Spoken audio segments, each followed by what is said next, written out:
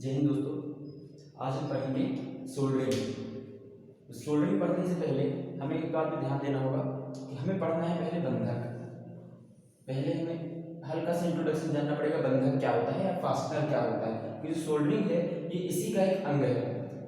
जब हमें किसी प्रकार के दो या दो से अधिक प्रकार के मशीनों को जोड़ना पड़ता है, पार्ट्स को जोड़ना पड़ता है आपस में, तो हम किस प्रकार से जोड़ सकते हैं?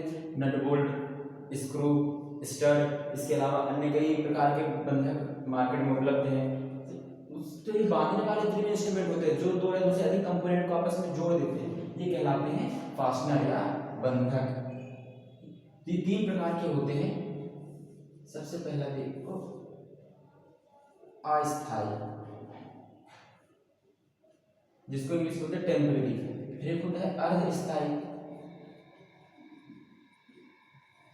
एक होता है स्थायी। तीनों में अंतर बहुत आसान है। अस्थायी मतलब ऐसा बंधक या ऐसा फास्टनर जिससे हम आसानी से किसी चीज को बांध सकते हैं और खोल सकते हैं। अगर हम उसका उपयोग कर रहे हैं तो ना हमारा इंस्ट्रूमेंट खराब होगा, ना वो बंधक स्वयं खराब होगा, दोनों सही सलामत बचे रहेंगे। फॉर एग्जाम्पल मान लीजिए हमारे पास दो लोहे की सीट है, कुछ इस प्रकार से हमारे पास एक सीट है। हमने क्या किया, दोनों को जोड़ना है।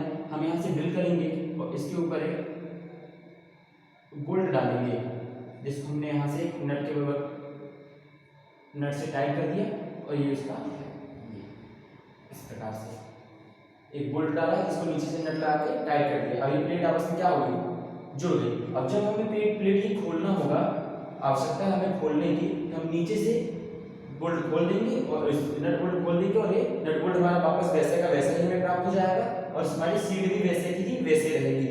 दोनों में से ना कंपोनेंट को नुकसान होगा और ना ही वस्तु को नुकसान होगा, दोनों सुरक्षित रहेंगी और हमने आसानी से असेंबल भी कर लिया और डिसअसेंबल भी कर लिया।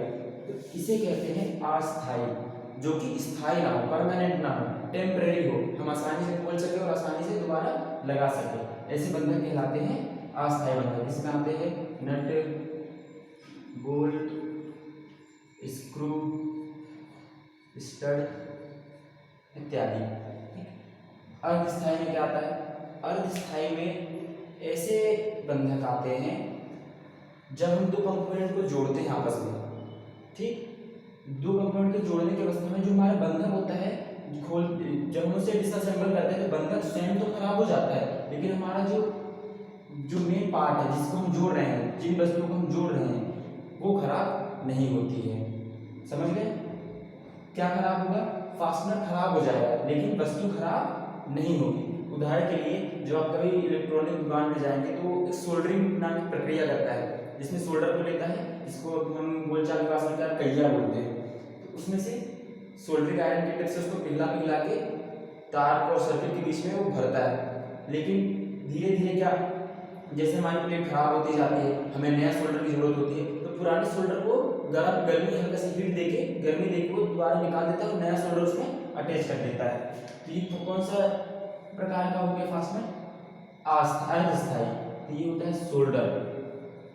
सोल्डर स्वयं तो खराब हो जाता है लेकिन हमारी प्लेट खराब नहीं होती इलेक्ट्रॉनिक की, हम उसके ऊपर दोबारा फिर से सोल्डर लगा सकते हैं। और एक बार जो सोल्डर यूज हो जाता है, आप उसे दोबारा पिघला के यूज नहीं कर सकते, इसीलिए इसको बोला गया है अर्धस्थायी। क्यों? क्योंकि हम इसे दोबारा यूज नहीं कर सकते हैं। इसमें सोल्डर के अलावा और आ सकता है ब्रेजिंग, ये ज्यादातर बर्तनों में की जाती है। स्थायी मतलब हम दो कंपोनेंट को कुछ इस प्रकार से जोड़ दे कि वो परमानेंट एक दूसरे से चिपक जाए, वो किसी प्रकार से एक दूसरे से अलग ना हो पाए। अगर आप अलग करते भी हो तो जो आपकी वस्तु है वो भी खराब हो जाएगी और जो आपका जो भी फिल किया गया है, जो भी फास्टनर आपने उपयोग किया है, वह भी खराब हो जाएगा। इसका सबसे अच्छा उदाहरण होता है वेल्डिंग।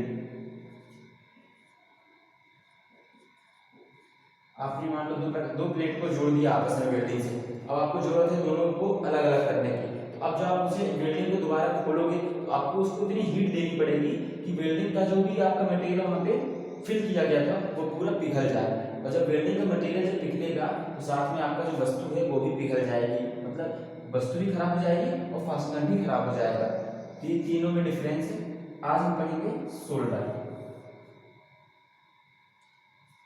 इसको मिटा देते हैं।